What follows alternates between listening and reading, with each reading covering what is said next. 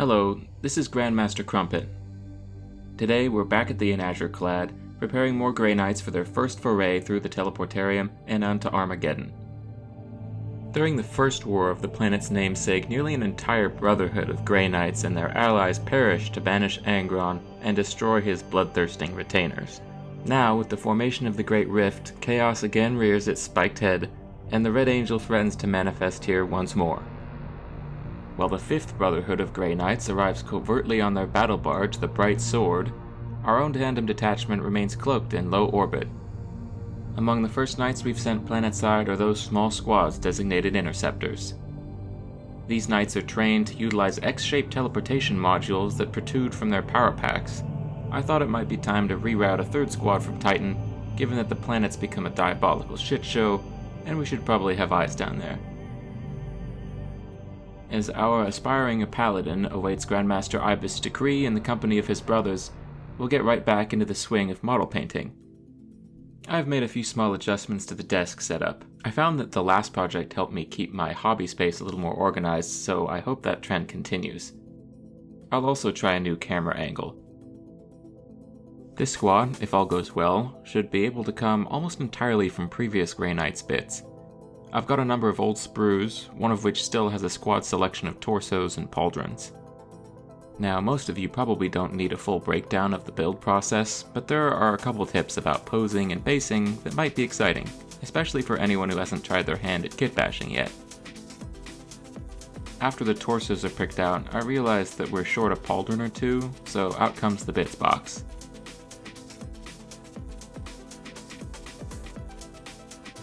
The Armory of Titan provides. Fresh plastic after all. You'll notice that 10th edition squads fight in 5s, but there are 4 helmets here. Introducing an abandoned kit bash from months ago. This watch captain turned Interceptor Justicar was going to proxy as a Brotherhood champion, but all the squads GW decided he could join got jealous of his teleporter pack, so he decided to leave them on the home objective and take the plunge. He'll join us again when he's cleaned up. Brother, I am pinned here! The rest of this assembly process is pretty by the book.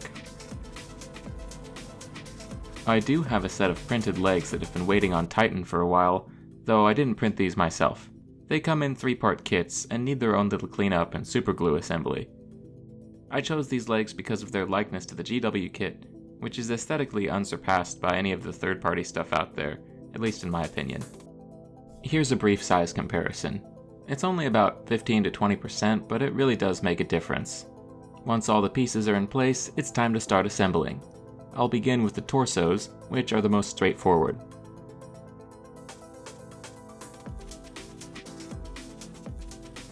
Next are the power packs.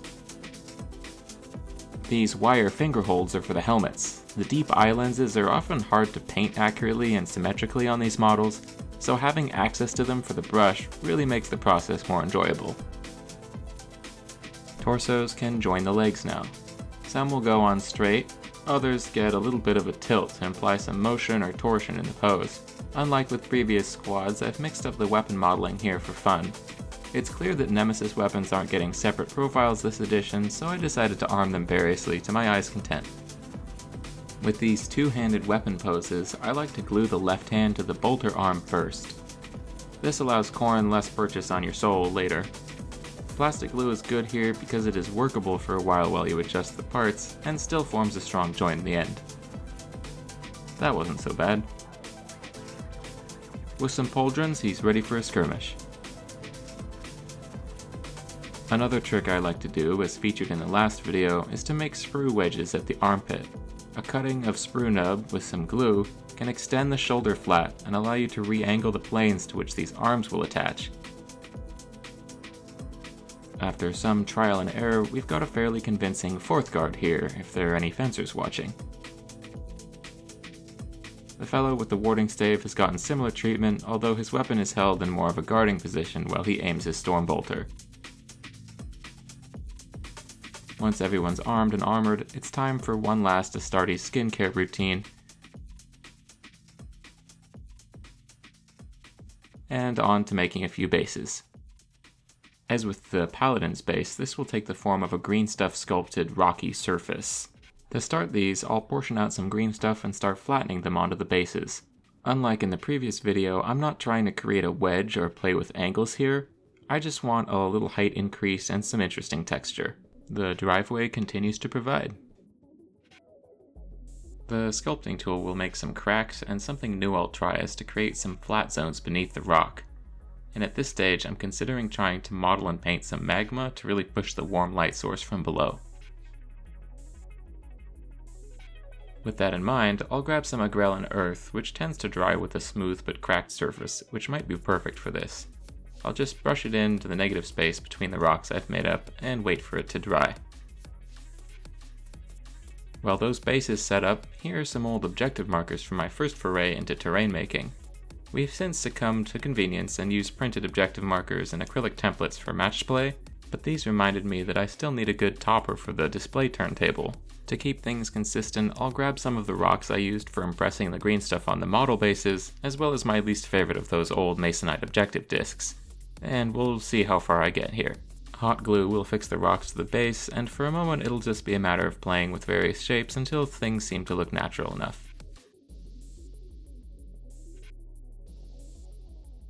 Some modeling clay will fill the gaps between the rocks. This is what I ended up with. We'll come back here later once it's time to paint bases. With the models themselves assembled and all the glue cured, it's time for some temporary handholds, brought to you by Blue Tack. Alright, time to start painting. A matte black prime is the start of pretty much all my paint jobs. Shake the daylight out of it, load the airbrush, and we'll start blasting.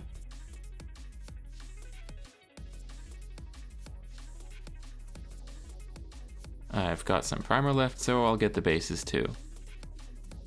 After about 3 minutes of dry January, our night is ready to get blasted with Vallejo gunmetal, which is roughly lead belcher equivalent. And like magic, suddenly the armor is metal.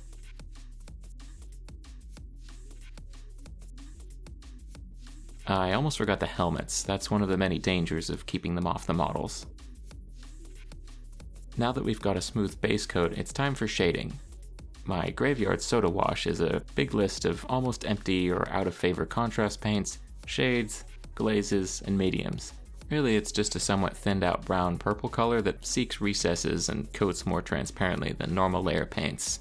I'll add Nightlord's Blue and Galverback Red to thicken the shade a bit and add some color to what is currently a very neutral scheme.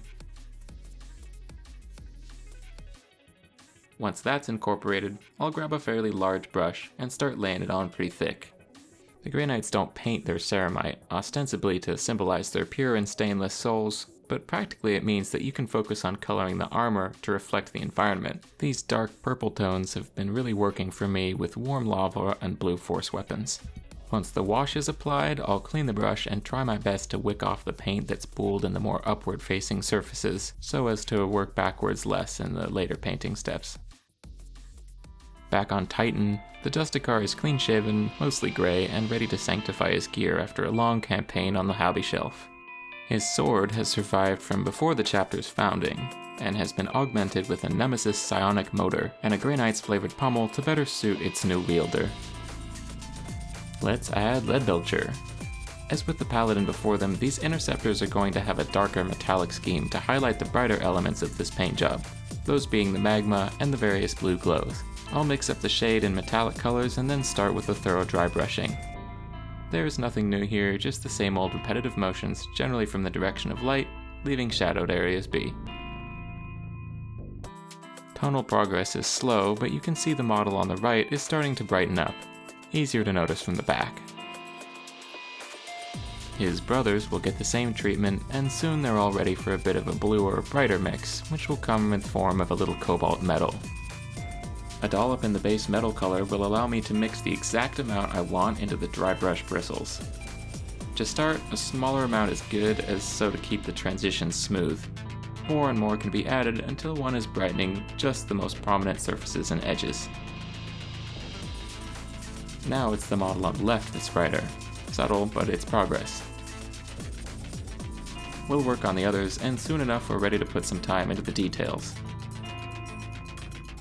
Doom Death Black is the first step. Really, any black will do. This will hit the undersuit first, in the knees, groin, elbows, wrists, and the neck below the helm. These small details will highlight the distinct plates of the armor without themselves ever becoming a focal point. Moving on, my Xandri dust is tragically starting to resemble its namesake, so I've switched to Two Thin Coat's Dragon Fang, which is a little brighter, but much more pleasant to dispense. Now it's time to hit the books, as every Grey Knight is wont to do. With these lighter tones, I usually end up needing at least 2 coats for satisfactory coverage. I'll hit all the parchments and make sure to touch up edges and recesses with a finer brush. Here's a better angle. We're back to Galverback Red, with Doombull Brown its partner in crime. The wax purity seals are first, getting the former of those 2 colors. This is a holdover from my beginnings as a model painter, watching One Last Blade videos to get my bearings in this new hobby. Doombull Brown is for the book bindings. Sometimes I do these in black or red, and sometimes I leave them the color of the armor, which seems the most practical, but this will shake up the limited color selection and add some detail to appreciate from close up. The model's already starting to have some character. The chosen color for the weapon grips is an adventurous flat black. I chose this to avoid over-reddening things, since there will be red heraldry on the shoulder and orange light coming from below. It also covers well and makes the metallic hilt fittings pop. The exception to this will be a Doombull Galverback mix for the warding stave's haft. I'm not sure if the stave will get much exciting blue color, so I figure it can be special. That's the least it deserves after all. It doesn't even have any cool rules anymore. For the metal icons and Aegis script, it's my old standby pairing of Canoptic Alloy and Retributor armor. I'll make a warmer mix than with the Paladin, so more like 50-50 today.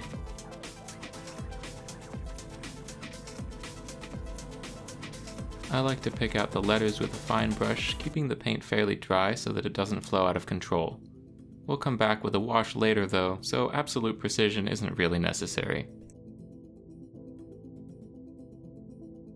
After the lettering, various details like Inquisitional logos, skulls, and ornamental sword hilts also get a coat in this dull gold.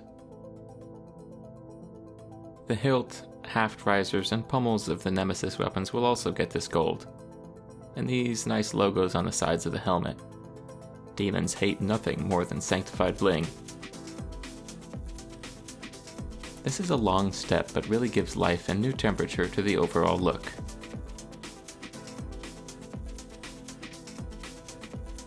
Moving on to the bolters, Hachette copper will serve as bolt casings. This usually takes a couple coats. While on the bolters, the receivers get Wordbearer's red. This covers really well, but depending on your model's poses, can be a very time-consumptive step. It has come to my attention that we have an amputee in the ranks. The left arm is really just a gun platform, but there are still occasional uses for digits and opposable thumbs. So we found a suitable donor, and we'll go about catching up in the painting process. I'll prime this by brush and let an apothecary handle the rest while we move on to shading. With the base coats finished, the models are starting to have more life to them, and now need some definition and cleanup. The Graveyard Soda Wash is back, with its buddies Nightlord's Blue and Galverback Red. Two Thin Coat's Archaic Sepia will help out with the parchments as well. This is another very satisfying step. The sepia will warm up and define the books and purity seals, and dampen the harsh reflectivity of some of the metallics. We'll all rue the day when the Inquisition realizes that the Grey Knight's funding designated for recruitment and training actually goes to meticulous tea staining of various sonnets and to-do lists. Anyways, the Graveyard Wash and Purple Glaze works for all the relic edges, armor recesses, and other cold metallic details on the model. This includes the Aegis text, which will endure many stages of shading and re-highlighting. Slowly, the model will get more and more definition. Some areas don't need sharp lines, but it's often helpful to assure the viewer that one material is distinct from another. Recess shades can also be reinforced to add dimension to the armor plating. The next thing I'll tackle is layering the bolter casings. These are big red objects, so it's nice to add some visual interest to them. I'll be shading the middle of the flat areas and blending them out with Wordbearer's Red to start. Sometimes it works to add progressively darker layers of shading to flatter surfaces to get a tonal gradient on a book page or a purity seal. Combined with an edge highlight, these make mundane details a little bit more exciting upon closer inspection. At this stage, it becomes a battle against the tedium of working back and forth between shading and highlighting various small objects. It's easy to miss things at this step, so patience and something to listen to are important allies. The Stormbolter casing is getting brighter now, first with Mephiston red, blended with some Wordbearer's red at first, and then straight out of the pot. Eventually, Wild Rider's red makes its way into the mix for the edge highlights, broadly at first, then finer and finer. Soon it's just the edges of the bolter to shine up, with some bright reds left for the purity seal wax. A final round of small touch-ups, and we've got a pretty snazzy Interceptor suit. We're also ready for that important surgery we talked about earlier. The hand is armored up, and by the Sigilite's mercy, he is an amputee no longer. Now he can wield a sword in two hands and play Xbox.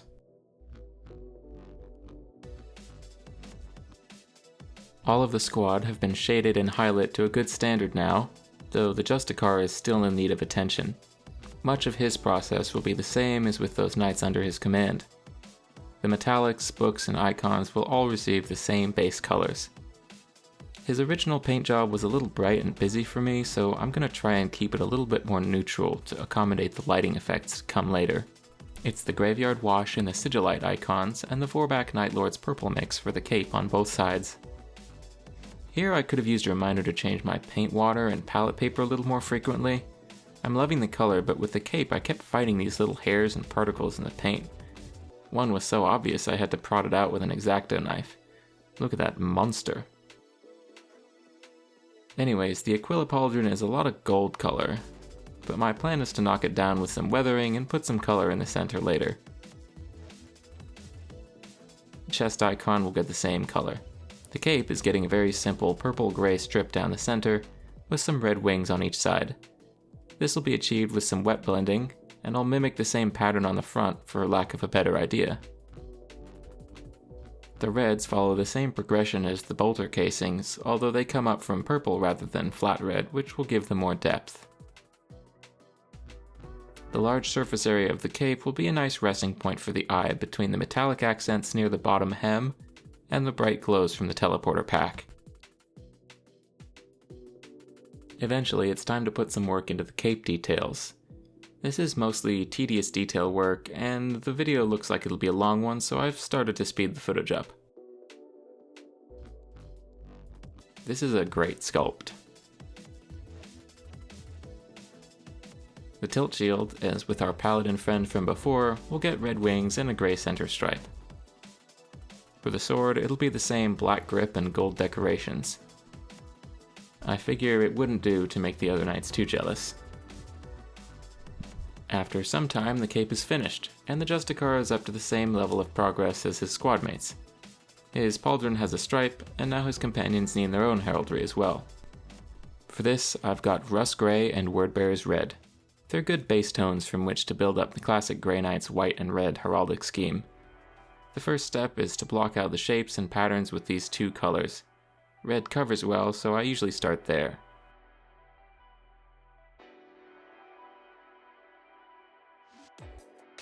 And now for the gray. Time spent making these lines clean and symmetrical will save big headaches later, trust me. Okay. Once the base coats are fairly smooth, it's time to layer up with brighter colors. The reds get Mephiston red, as is customary, and the grays start to get white added in. This is a good time to define the edges of your banners and nameplates. Wild Rider red for more volume. And we're up to 50-50 white and rust gray to really define the edges of those light sections. After a quick adjustment of the center line, here's a field of the pauldron finished. And here are the rest of them. There's a half and half, a center stripe, quarters, and crenellations to the right. I think I'll leave the Justicar at this level, mostly because I like the way it looks and don't want to make it too busy. A couple of these patterns lend themselves to freehand devices, so I'll try a gargoyle-ish head here. First step is to block out the cranial ball, so here's some black for that. And some horns, because of course. Okay, that's a start. Right, we'll shade the top of the head like a ball, and it becomes pretty evident that we need some fangs. Eyes next. My morning hands say a black dot is all we'll get. Highlight the brow, and over the snout. Reinforce those, and eventually we've got something resembling a snarling monster. I really tried here for a sword going through the head, but it just never came together in a convincing way, so here I just painted over that part and decided to move on. With the armor finished, it's time to start casting spells and teleporting places. The colors are going to change, so let's cleanse the palette for 2 victory points. Before we make use of that new paper though, I'll use the airbrush to get us started. We've got detailed fronts, but these backpacks are still largely unadorned. We'll start to change that with a mix of Calidor Sky and Lothern Blue. These will need to be thinned down a bit for convincing glow effects, so we'll mix in the airbrush until we're spraying the right blue glaze. This tint is going to hit the center of the teleporter pack and the antennae-like rods that protrude from its crown and flanks. It's important not to get too heavy-handed here, as you need contrast to sell the glow effect. Everyone gets a turn. This particular knight is going to be channeling Big Smite energy, so his gorget will be underlit. I'll also spray up his sword arm to really illuminate the right half of his body. I might have gone a little overboard here, but it's nothing that can't be fixed. Bubbles and bye-bye to the airbrush now. At this point, our knights have a soft blue glow on their backs. Next is Pearl White, shaken not stirred, and thinned with a little bit of water to make it flow. With a fine brush tip, it goes into the recesses of the teleporter core. This will create a bright ring at the center of the power pack. I'll make similar rings between the risers on the backpack rods. My advice here is to let the bristles of the brush go where they want, paralleling your brush with the line you want to paint. If you've thinned your white properly, it will readily collect in these recesses. Eventually, you'll have a bunch of white spots like this. I'll take a moment to repaint some of the overblued parts of this guy, mainly the sword handle. I'll grab Baharoth Blue next. This is going to be a glaze over the pure white areas to saturate them with blue color and join them up with a blue glow field. This is a delicate step, but don't worry about keeping your brush exactly between the lines, as there's almost endless room for touch-up after this point. In fact, overbrushing the white recesses and hitting the edges of adjacent shapes on the backpack will give you a head start in blending the glow core with the glow aura. You can see the Baharoth Blue really marries the two effects together. Calidor Sky for the last step. This gets mixed into the Baharoth Blue to create an upper mid-tone blue. One could alternatively use Lothern Blue for this if mixing paints is tiresome and you happen to have it on hand. This paint goes on as a continuation of the glow emanating from those white cores, so it's mostly on those risers on the teleporter rods and the area immediately around the power pack core. Adding this blue color will slowly build the illusion of a power field around those active areas of the technology. Last step for the backpack is just to thin down your white again, perhaps this time with some Baharoth Blue, and to re-highlight the core areas of your glow sources. Any brightness that was lost or dimmed too much in the glazing steps will come back at this stage. And there it is, fully charged and ready to take our knight 12 to 18 inches into no man's land. Okay, we're closing in on the finish here with only 2 major steps left. Those steps are the bases and the nemesis weapons. We'll start with the nemesis weapons. Same paints as before, but add Night Lord's Blue so we can go dark. This method involves a lot of wet blending, so I try to use a fairly fresh palette and try to keep all the paints on hand. Keeping the paint somewhat thin, I'll block out the values and hues along the blades. Apologies for the glare throughout this section, I'm still getting my lighting set up to really do what I want. As mentioned in the previous video, try to keep your brush strokes short and repetitive, as well as remaining local to any areas you want to blend.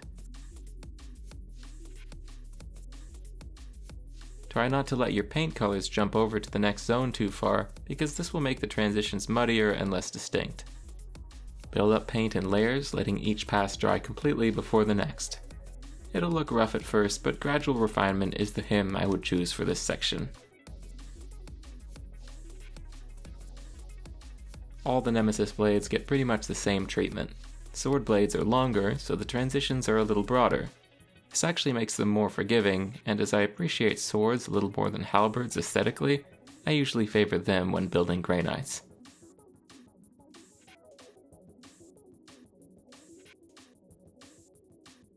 The rod of sorcerer, the warding stave, it doesn't have a blade to glow blue when demons are close. So I've chosen to put a couple bright lights on it instead to keep it interesting. The sigillite emblem in the skull and the small power conduit near the haft wrap will be good locations for this. As for the hammer, bereft of a unique weapon profile, I'll use the same technique as with the backpack close. It'll get a white core wherever there's a power focus, head of the hammer, and perhaps the vents on the Nemesis motor. The sword for the Justicar gets the same blending treatment as the other ones. The geometry of the blade with the fuller and the power weapon conduit makes it a little trickier, but not too much. As with everything else, it'll just take layers.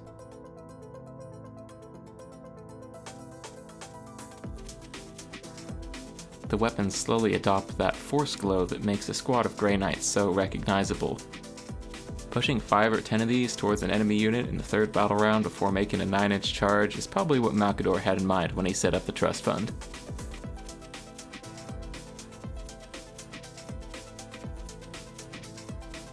Here's some more glazing on the hammer. I'm going for an inner panel lighting effect here, with some spillover onto the outer edges of the hammerhead.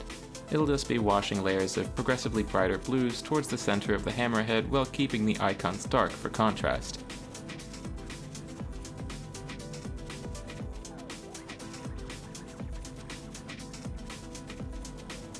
As with earlier glow effects, if the effect washes out, add color. If the effect dims too much, rebrighten the light sources with white and Baharoth blue. In this method, no one step has to be perfect. Alright, that is ready to draw enough warp lightning to knock out exactly 2 Deathwatch veterans. The stave is just getting its last OSL touch-ups. This knight is going to be helping the squad with their armor saves. The Justicar's sword is also just about finished. After a few more highlights, it's ready to remind his fingers of their former strength. A test fit reminds me that there ought to be some light cast from the blade upon the armor. I'm just going to wash the area around the sword and hope for the best. There are lots of small edges and odd objects to catch light and help sell the illusion. The trick is just not to opaquely cover too much of the model and to keep the tones in the middle range to avoid competing with the sword's own brightness. Okay, a spot of plastic glue and he's ready to go looking for trouble. The lighting effect is subtle, but that's probably for the best. It's really just small touch-ups now for the weapons. An icon here or there, some edge highlights, and of course, lighting on the bladed weapons. The technique I use for the lightning starts with drawing thin white lines. Shocking, I know. This is fun and somewhat carefree, although certain patterns are more pleasing than others. Next, glaze the lightning over with thicker lines of a light to mid-tone blue. Repeat this step as many times as it takes to make a smooth transition to the other colors of the blade. I usually end up glazing with Calidor Sky to bring the royal blue color back in. Nightlord's blue in the center between the lightning branches will make the effect look especially bright. I'll do a few hilt highlights to emphasize the blade as a light source. This guy is the smite caster of the squad, so some of his Aegis script should glow. I won't outline the full process in this video since I just did so in the previous one, and this is getting to be pretty lengthy.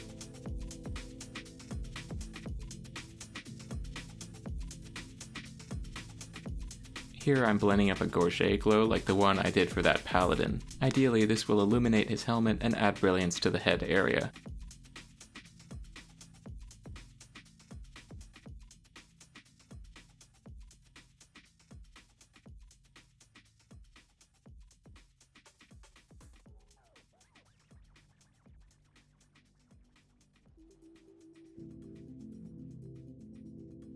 I'll let the glow skip around the chest icon and start to activate the left side of the chest too. Okay, that's doing it for me. Here's some quick footage on the eye lenses. First is a fill of Calidor's sky with a little Baharoth. Next is a spot of white, clean as possible. It won't be perfect. Now another fill of thin Baharoth blue. I've mercifully lost the footage of the next few steps, but it's a Calidor sky line at the top of the eye and a bright blue line at the bottom. I'll glaze the bottom half of the helmet to appear as though it's underlit with blue light. This should take about 3 steps and shouldn't be anything new technically if you've been following along thus far.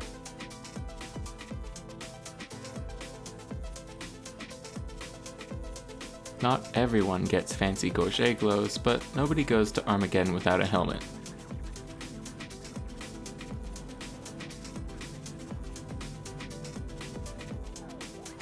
Looking good, Battle Brothers. Speaking of Armageddon, the last stage of this video will of course be painting the bases. They're all sculpted, primed, and base coated black.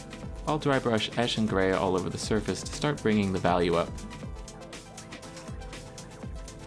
And I'll continue with Dark Reaper to cool the temperatures.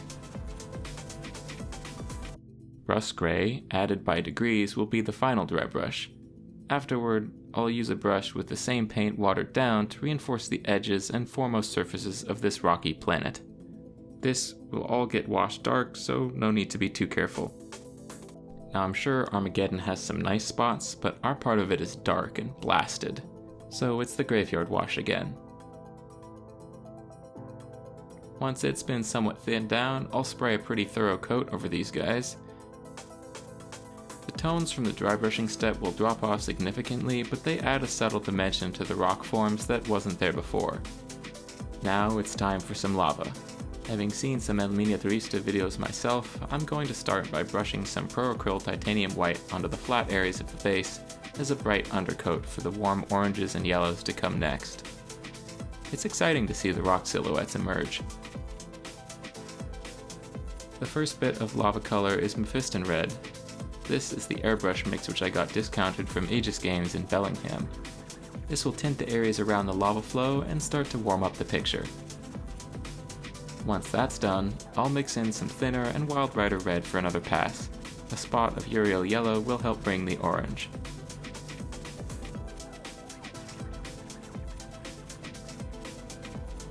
A little mushy at first, but then I brushed on a yellower mix and went back over it with the airbrush.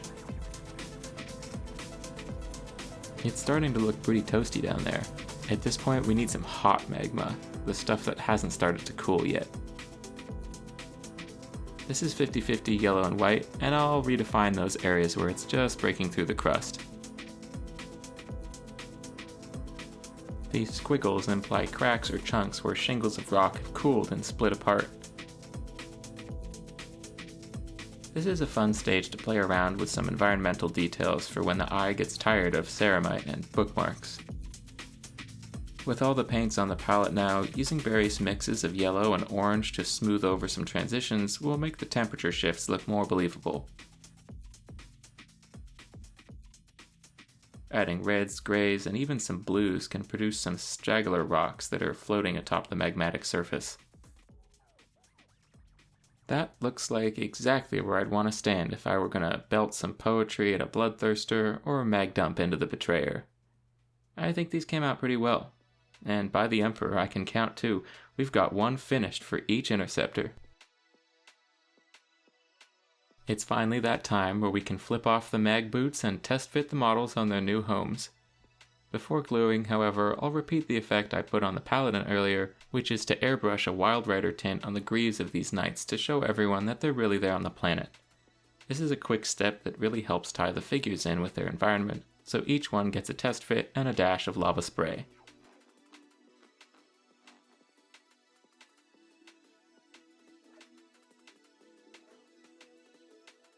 Sanctifying superglue is the last order before these stainless souls flash down to hell itself. Here is the hammer.